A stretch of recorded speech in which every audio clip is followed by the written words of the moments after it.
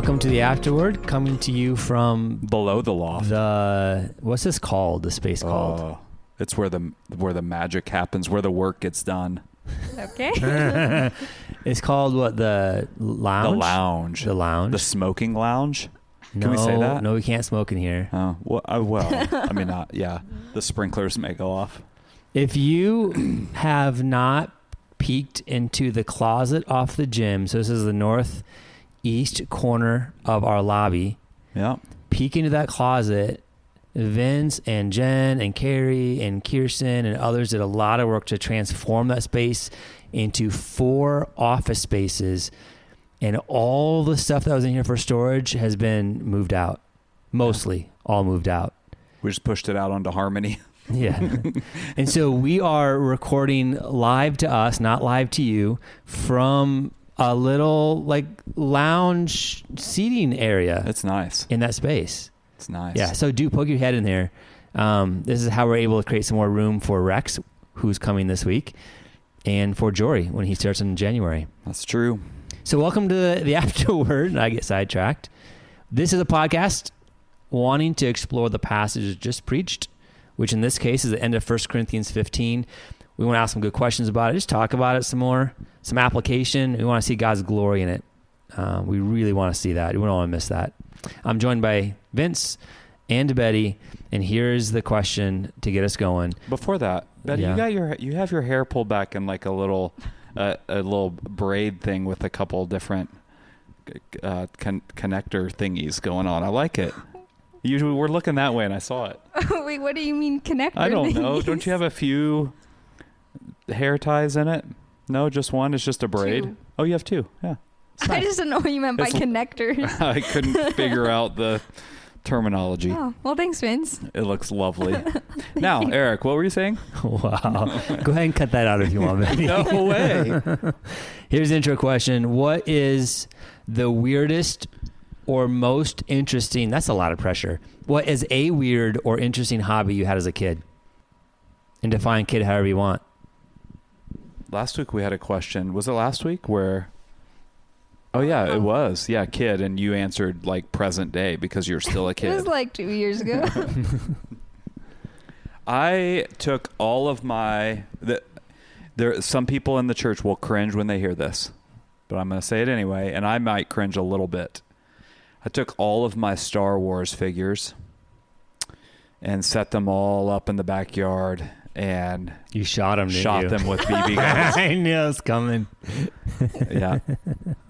And it was really fun. Didn't think anything of it at the time. Yeah. Because, I mean, you're at Star Wars. It's going to be around forever. You're always going to be able to get more of those. Oh, you mean because you destroyed the figurines? Yeah. I didn't even think about that. Yeah. Does that hurt a little bit? Well, now we bring money into it, Yeah. and value, and... John File, Patrick Richardson, others maybe really... JR. Sorry. Wait, why'd you do that? It was fun. That's what boys But do. why those specific? Why didn't you just shoot something else? Well, that's fun. I mean, that's no fun. Okay. What would you shoot? Name the thing you would have shot. Go on. Raccoons, huh? Go Yeah. on. Raccoon. Okay. Something that I did growing up, I don't know if you call this a hobby or not. I grew up on a dead end of a street, and I remember going to the dead end, and we were the last house on the dead end, so we lived right there. And I would smash rocks to see what was inside, and I'd smash it really fine to make a powder, and I thought that maybe I could sell that powder to people. And? Didn't sell any of that powder. It didn't It was go kind too of far? fun, like smashing rocks and seeing what's inside and making a powder of it. I thought it was kind of cool. It was cool colors and everything. What was Who wouldn't inside? want that? What? What was inside? Colors. Is that why you thought you could sell it? Because colors? Colors. It's pretty. Yeah. Wow. And nobody else was doing it, so I kind of had the corner on the market. That's right. That's true. You probably had the lowest price in the neighborhood Oh, yeah. for crushed rock powder. By hand. It's craft, really. Oh yeah, you were craft before it was craft. You were hipster before it was even hipster. When people think of Eric, they think of hipster. Absolutely. What about you, Betty? What was a weird or interesting hobby as a kid? everything I'm thinking of is neither weird nor interesting, actually. And it was actually This is 2 your weeks ago. It was question. your question. I know. I told you I didn't have an answer. I thought of one that's kind of more embarrassing. So I'll actually do a different. My brother and I want the embarrassing one. used to make. My brother and I used to make movies out of his Transformers and Legos. Actually, I used to watch my brother make movies out of his Transformers. So you didn't answer the question at all. Well, You I just started answered for your panicking. brother as if he was well, here. I was there. Unless your We made hobby was movies. watching your brother. Is that what you're saying? That's weird. No, that's not what I'm saying. Okay. Just go for it. Yeah, just tell us the embarrassing one. Go ahead. When I was in like middle school, I was really into One Direction and other related groups. Like, Well, there was actually a group on YouTube that I really liked. And What's the name, please? Eric's going to look it up I right had now. an account on Instagram for them where I made edits and posted them. Do you still have this account? Is it still floating around? No. Yes, it is. No, it's You're not. lying. It's not. I deleted it. Okay, so what was your motivation in making the edits and reposting them? I don't know. I just thought maybe one day they'd see it. Yeah, I wonder. And there were also other people who did that stuff. So it was like This a was little online community. this was junior high. And maybe like early high school. I think it was actually mainly junior high. When I was in junior high or high school, the thought of Instagram was so far away that it's not even possible to consider that someone somewhere would be taking videos on a computer. That didn't exist either. I thought sending an email was incredible. Yeah. When I was in junior high. Wow. Thanks you for guys just sharing that. aged Yeah. yourself. You Thanks didn't- for trusting us with that. Yeah, that's. I didn't Well, have now I've trusted Our our listener. listener. our one listener. Can I move on now? Yes, please. Oh, no, we got Been a lot more wanting to to unpack with for that. a while. Yeah. Vince, give us a quick recap, please. All right, the end of chapter 15, 50 through 58, verses 50 through 58. Paul's wrapping up this large chunk of scripture about the resurrection, both the beauty of the resurrection of Jesus and then also what it means for us having resurrected bodies.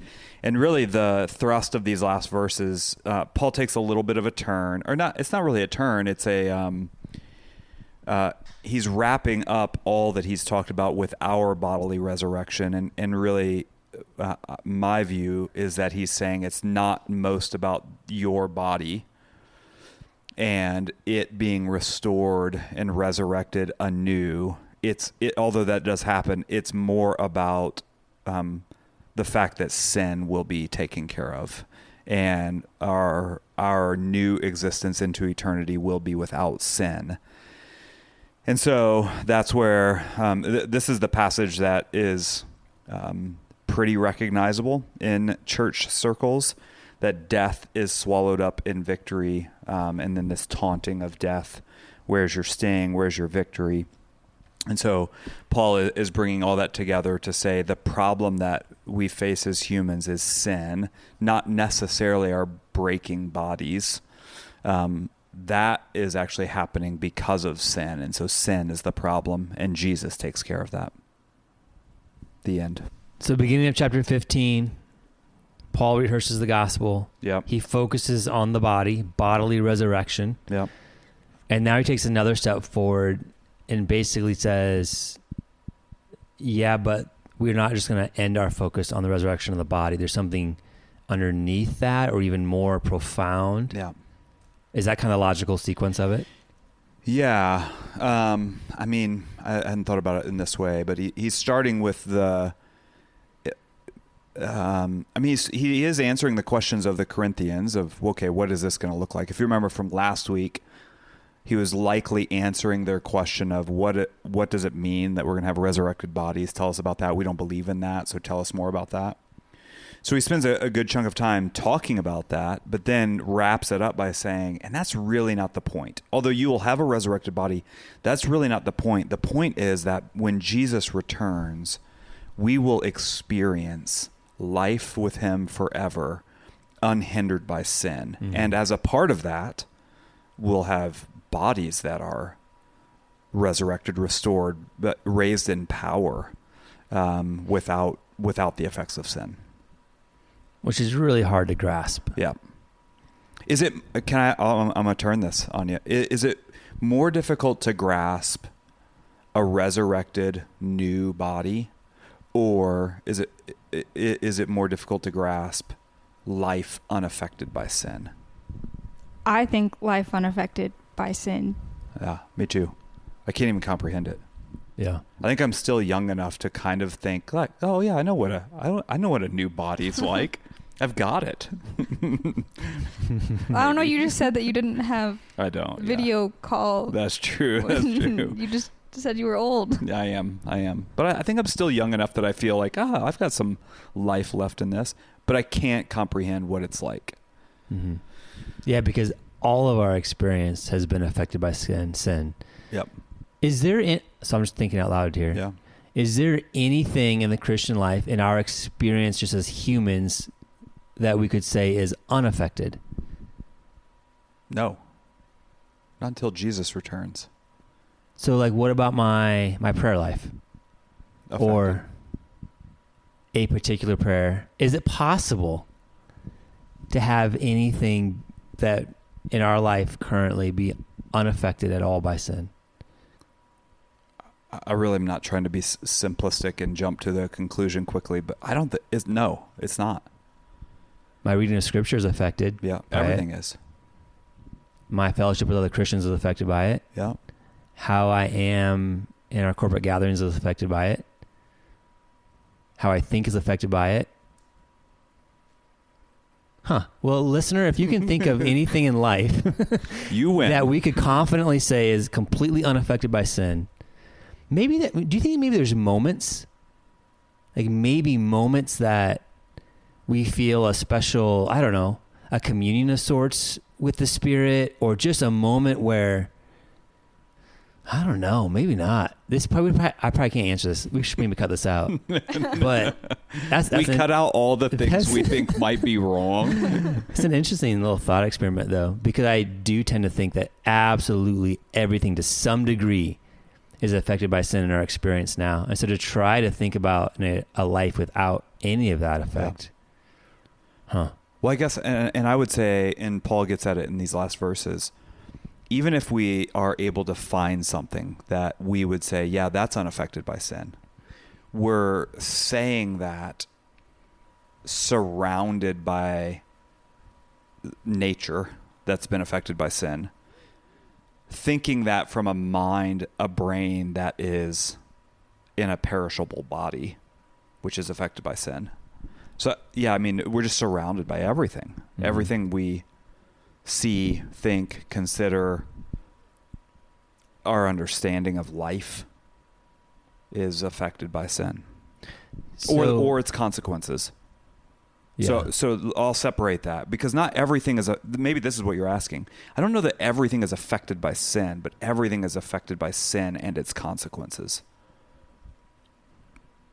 Yeah, and I'm sure that I am even more shaped by sin and its consequences than I'm even remotely close to recognizing or understanding. So it's really hard to imagine what it will be like when Jesus rids us and our world of sin. We have a theoretical category for it, but not experiential. No way. Yeah. Huh. Well, all right. Wow. Here's a question I want to ask before we may ask some more application sort of questions. In verse 56, Paul writes, this is right after the quotes, that death is swallowed up in victory. O death, where's your victory? O death, where's your sting? Then in verse 56, Paul writes, the sting of death is sin. I kind of understand that. And then he writes, and the power of sin is the law. And you touched on this a little bit yesterday, Vince, but I think I want to talk about that a little bit more, because on first blush, that doesn't make any sense to me, because the law that God gave was good. I know it could never save, but it was good. So what is Paul getting at here, saying that is the power of sin? Yeah.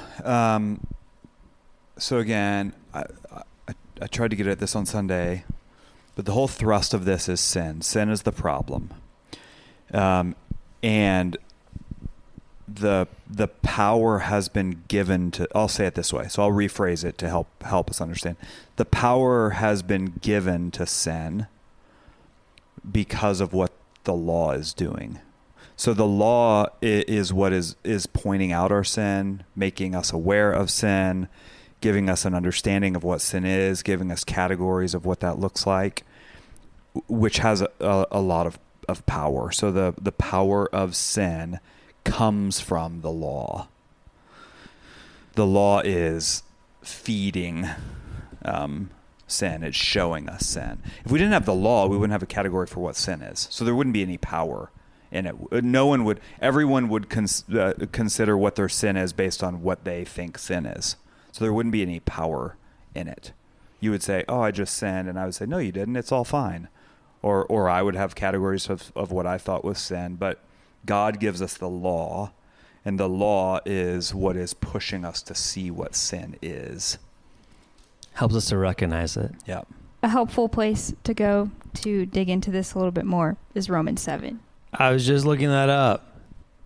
Well, that was anywhere from Romans 7 to quote here, but do you think that would be apropos?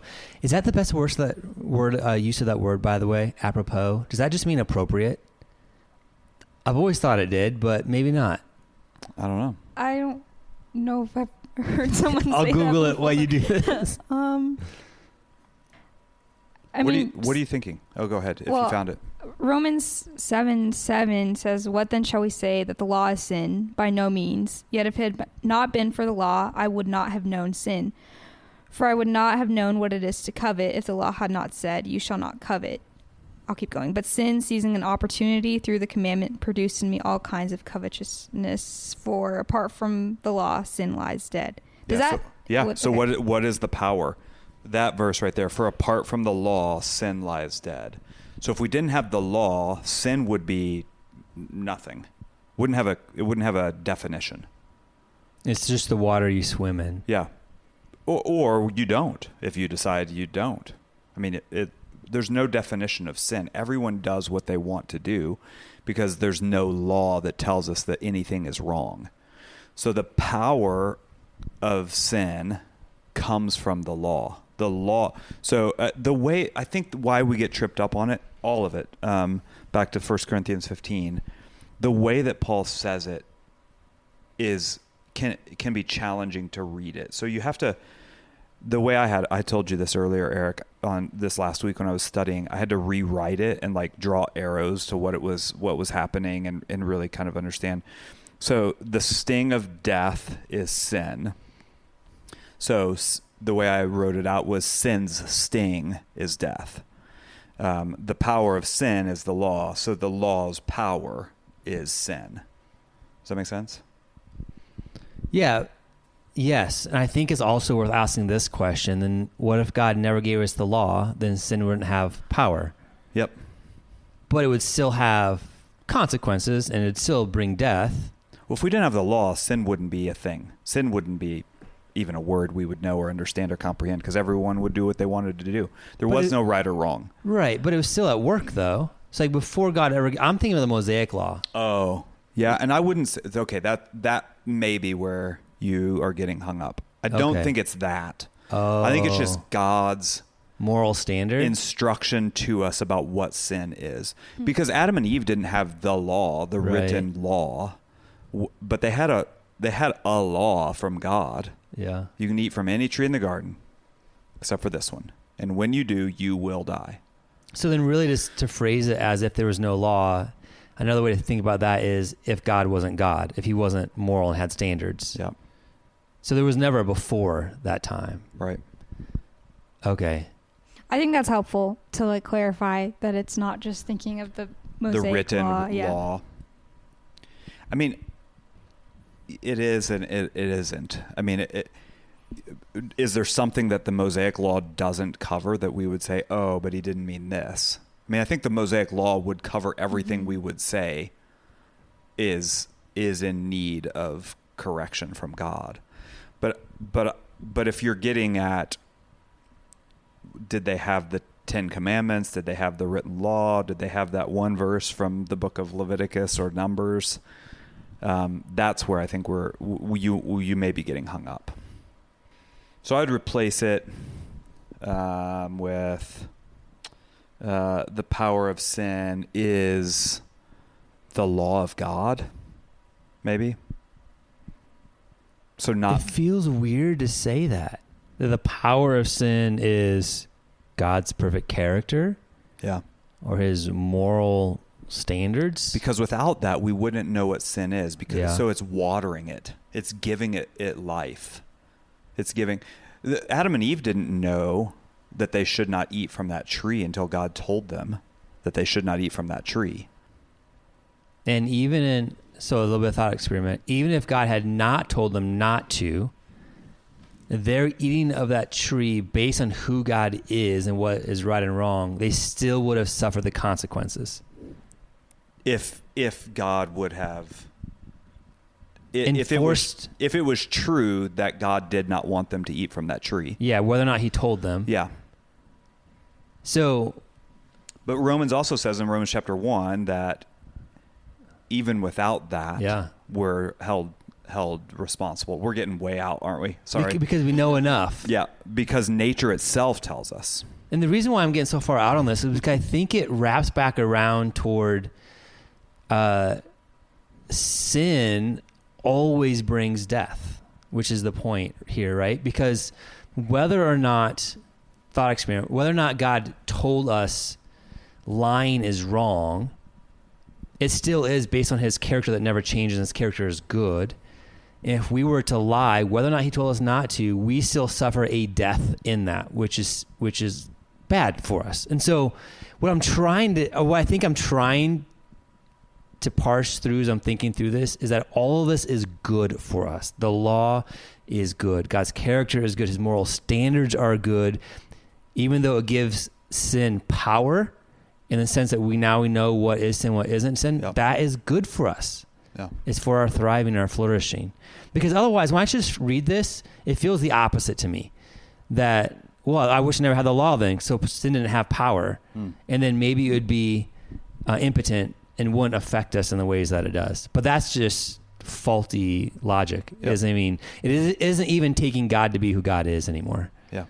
And I think that truth is reinforced as you keep going in Romans 7. Like, it's talking about how sin seizes an opportunity through the commandment to deceive and kill, and then ends in verse 12. So the law is holy, and the commandment is holy and righteous and good, but that's sin working through that to destroy, I guess.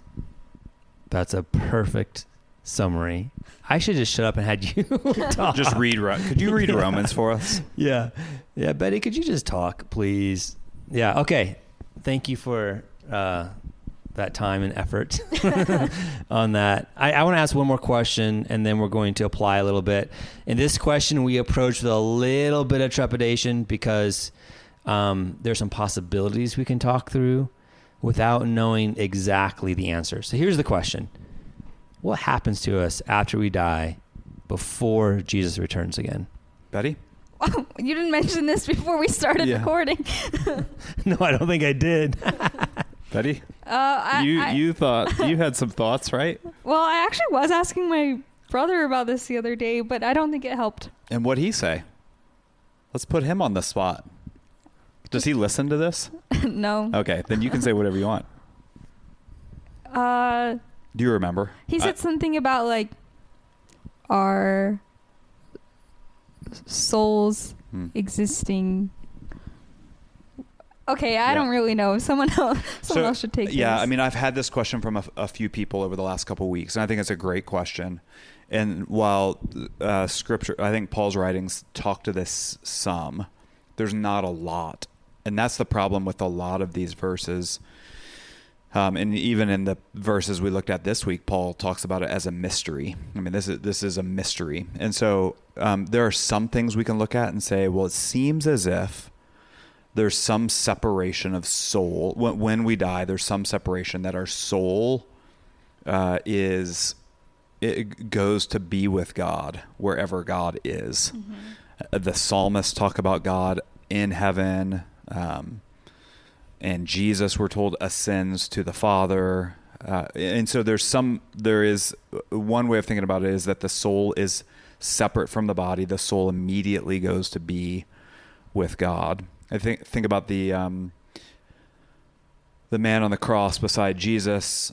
Jesus says to him, "Today you'll be with me in paradise." So there's some sense that immediately, or at least in the ways that Jesus is talking about it, there's some immediacy to his being with Jesus, even when his body is dead. So there's that thought. A thought that came to my mind, and I'm putting this very clearly. I have no reference for this. I have nothing to grab onto or point to. So this is just something that came to mind this past week, based on how Paul talks about those who are sleeping, and he talks about this in other places too. Other New Testament writers. Jesus says this, doesn't he, about Lazarus? That he's not dead, he's only asleep. Mm-hmm. I had this thought that I wonder if, while it's a good question, I wonder if it really doesn't matter, because the idea of sleep may lean in this direction some, that we may never have an experience of what that time may be. So let's say someone died 200 years ago, Jesus returns today. When their bodies are resurrected, their life is made new. They don't have a concept of it being 200 years because they were simply asleep. But now they've been awoken because Jesus is here. I have nothing to tie that to, but based on the New Testament, the idea of sleep. Have you ever had those moments where you fall asleep and you're like, I don't know how long I was asleep, but I was asleep for a long time, I think. Yeah. Well, that was a question that I had, was how like an intermediate time could be measured if there's if God exists outside of time. And our future is eternal, mm-hmm. which is no real markings of time into eternity. We're living in eternity even now, so. Well, thank you very much. No, you had the question. Let's hear your answer. Yeah, Eric, you weren't even contributing. I have nothing new to contribute. I always thought it was some intermediate state, same as you had mentioned, Betty, that my soul will be with the Lord. Don't have no idea what that looks like, how long that will be, but then I'd be reunited with a resurrected body once Jesus came back again. At least if you're thinking about it linearly. Is that the word? Linearly? I think that's how you say that. Linearly? Yeah. There is evidence in Scripture that we'll be with the Lord, but I don't know. I don't know what that will look like. I think Paul talks about it in First Thessalonians, how some of these things work out. I think it's chapter 4. God will bring with him those who have fallen asleep. For this, even there he uses the word fallen asleep. Verse 15, for this we declare to you by a word from the Lord, that we who are alive, who are left until the coming of the Lord, will not precede those who have fallen asleep. For the Lord himself will descend from heaven with a cry and a command, and the voice of an archangel, and the sound of a trumpet. Anyway, he goes on to talk about that. One of the things that is interesting, you asked me this earlier and I didn't have an answer, but here something that's interesting. Many commentators believe that Paul thought that Jesus would return in his lifetime, mm-hmm. which is why he often uses the word we or us as he's talking about the return of the Lord. So Paul had this thought of the imminent return of Jesus. It's going to happen. So that's why he says we who are left, or not all will sleep. Mm-hmm. And that's a present tense way of saying it. So, which also means that our loved ones who have been Christians have died. We have full biblical confidence that they are with Jesus in some way. In some sense, yeah. Yeah, in some sense with Jesus. Not in heaven looking down on us and that sort of thing, but rather they get to be with their Lord and no longer dealing with the effects of sin anymore. Don't know what that looks like, but we can be confident of that. And one day they will have resurrected bodies. Yeah. Because that's not happened yet. We do know that. That has not happened yet. Yep. How about some application questions? How about something that we can actually grab onto? How about this one? What effective sin are you excited that will be destroyed when Jesus comes? You can't just say all of it. Well, something comes to mind. An effective sin that will be gone. Lukewarm coffee. Can you imagine that? Your hot coffee is just always... You take a drink and you're like, wow, seriously, it's been like 7 hours. It's still warm? I kind of like lukewarm things, actually. Okay. Okay, Laodicea. Yeah. You can spit me out of your mouth. Betty, what about you? What's an effect that you... That was a joke, by the way. That was a joke. Was that Vince's real answer? No, here's my real answer. We talked about this earlier, Eric, so I've been thinking about it. I mean, instantly, it came to my mind. Yeah.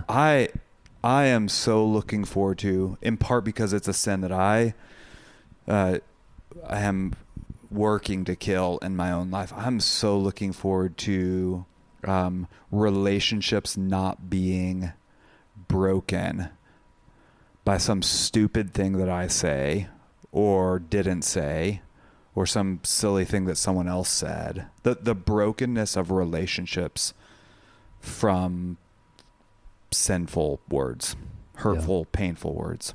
Oh. I can't actually even imagine it, to be honest, which shows you the depth of how much I'm involved in those things. That's my answer as well, as brokenness in relationships. That's what From comes the to mind. stupidity of the things I say. Yeah, what Vince says, yeah. That's what comes to mind immediately. Yeah. Those things, you can probably agree with this. Maybe you too, Betty. Though, like broken relationship or strife or conflict in relationships is what will suck me dry emotionally, spiritually, relationally, physically than anything else. Yeah. I'd rather not be able to walk because my hamstring got pulled than have, strife in relationships. Those are really, really difficult. For instance. Yeah. As a theoretical, hypothetical relationship instance, yeah. Betty, what comes to mind for you? I think just all of the different layers of pride and what that brings. Like, just not being in positions where we feel just deeply insecure about who we are or insecure about what we have to offer or puffed up with what we have to offer or just insecure or just look down upon like our own bodies and things like that. I just think there's just so many different layers to that pride's not just like being puffed up, but I think just this deep inward focus of self that is often just crippling too. Yeah, because your answer probably takes out all of sin to some degree, right? Because you could argue that pride is as the root of all of it. So that was a fantastic answer, Betty. That was me trying to not answer what you said not to say, but still say all of it. Yeah. Yeah, I think I mentioned this somewhat on Sunday. Another piece of it for me, or another one that comes to my mind is the process of dying, which we experience in all kinds of different ways, but just watching people fail. It's painful to watch people's bodies fail and see the effects of sin working physically on people. When I was younger, so probably about 20 years ago or so, I remember thinking about this, and it was in the context of being in heaven, in the likelihood that we'll have jobs of some sort. Like there'll be some sort of work that we do, but it will no longer be marred by sin. Like, can you imagine that? The things that you are gifted for, talented for, like made to do in some sense, being able to do that freely and fully without the effects of sin, it's unbelievable. How fulfilling would that be? My goodness. There are a number of jobs out there that won't exist anymore then. You want to name any of those jobs? No, I'm not going to name any of them.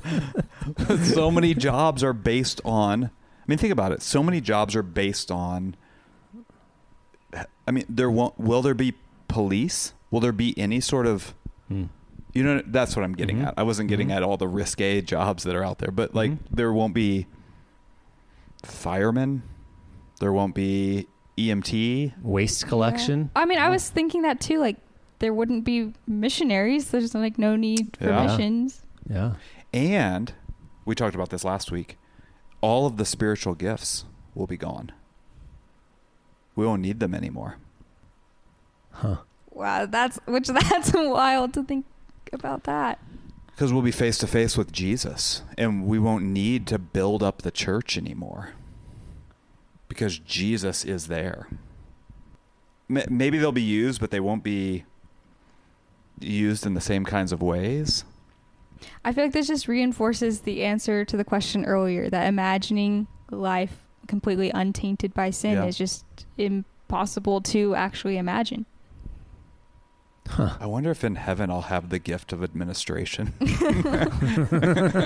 can only hope. Here's my last practical question.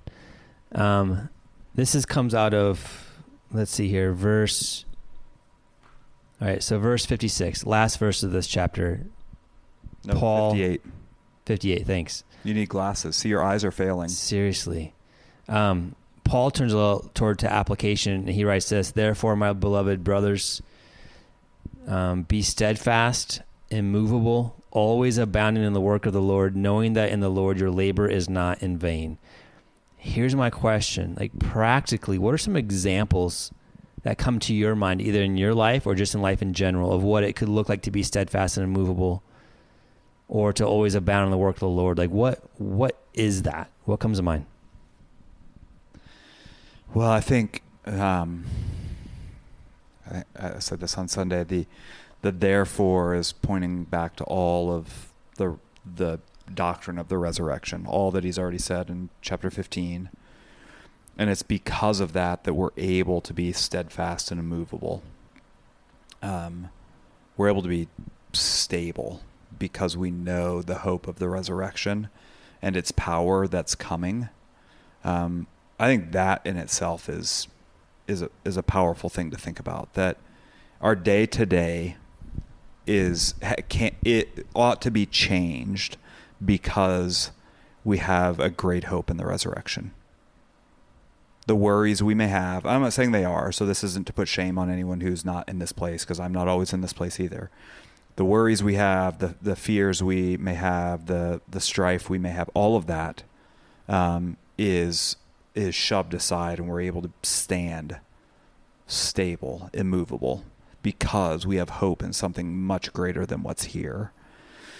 And there's a comma after that, always abounding in the work of the Lord. So as a part of our stability, our steadfastness, our immovability is the fact that we're always abounding, and so overflowing in labor for Jesus, not to earn something, but it's the overflow of our stability because of the resurrection. So all of that's already happened. The things that have won us salvation have already happened, so we're not working for it, but the overflow of it is this powerful work for Jesus that lasts into eternity. I don't even know what your question was anymore. I just started talking. What say? Yeah, what are some examples of that? Oh, sorry. Went a different direction, but It's helpful. yeah. I think what you're about to go do, Betty. Yeah, that's what my answer was going to be. I think, well, I was also just going to finish the verse out, like after it says, always abounding in the work of the Lord. It says, knowing that in the Lord your labor is not in vain.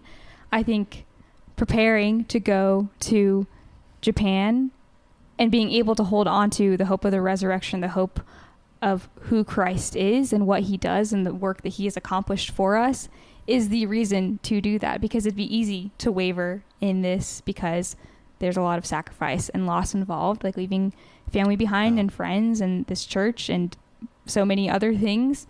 But I think it's humbling to just be reminded, like, this is why, like, that there's hope in who Christ is and what he has done and what we can look forward to when he returns, and that needs to be shared, like, with those who've never heard it before.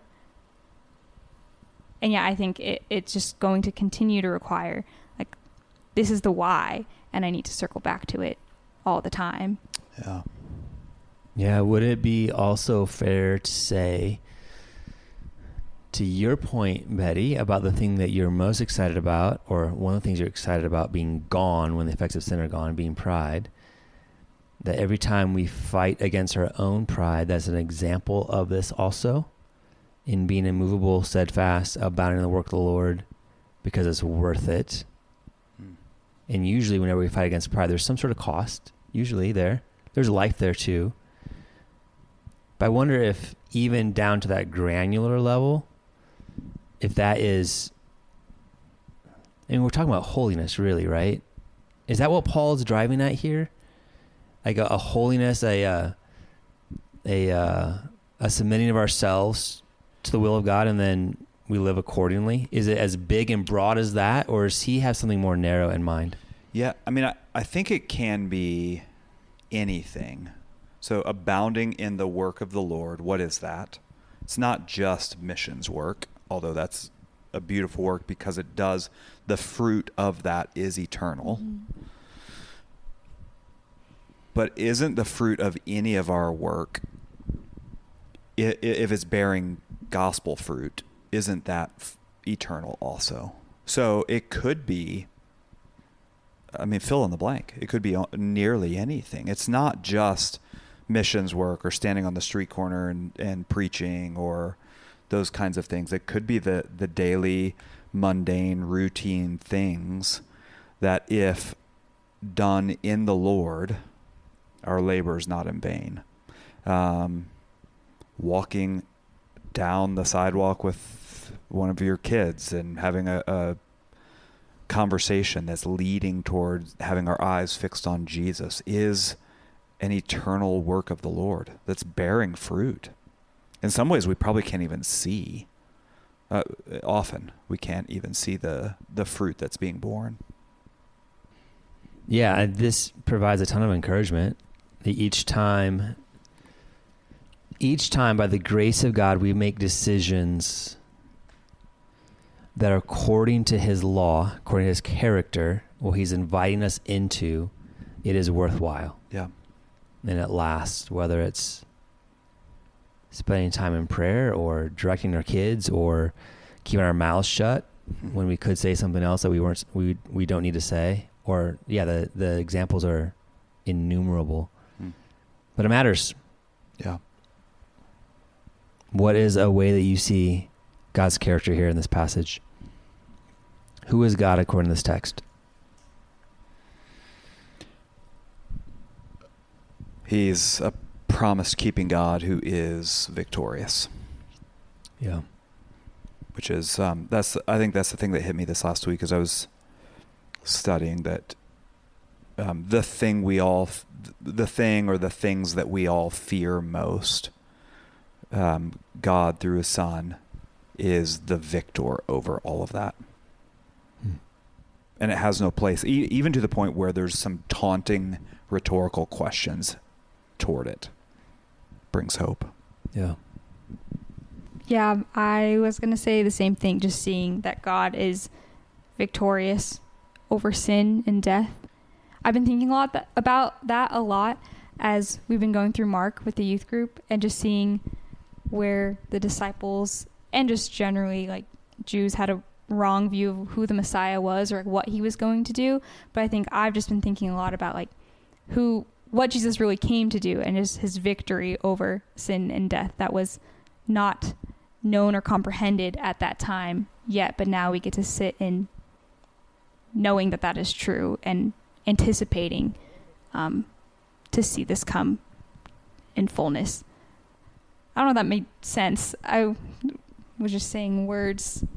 Okay, Eric, please go. No, that's good, Betty. We have a God of life, and that he brings life, and he will eventually conquer all of death, and all that we will know is life and life to the fullest. That's good. It's a really good God. He gives life. He gives life. He sustains life. Yeah. Any breath we take now is given to us by God. He's sustaining us. One day that will end, not based on his inability to keep sustaining us, but based on a promise he has given that death is our end. But even that promise is rearranged and reversed with another promise that is a restoration of life. So I'm filling out what you said. He's a God of life, but from the very beginning to the very end, which there isn't an end, he's a God of life. Yeah, because God, through the gospel, makes death not the end to be avoided at all costs, but makes death the gateway to life. Yeah. And turns it on its head. Yep. Oh, pretty good God. Pretty good. He's up there. Is that what you meant? Yeah. I mean, the reason why I think this is so helpful to talk through this every single week is that this is the God that we get to be in relationship with and know more and love more. Yeah. His character is all throughout here, rather than the image of God that I think we can have in mind that's very different. All right, next week, where are we going? All of chapter 16. We're going to finish the book of 1 Corinthians. Wow. So read chapter 16. All of it. All of it. Yeah. There we go. Okay, see you then. Thanks for listening. Bye.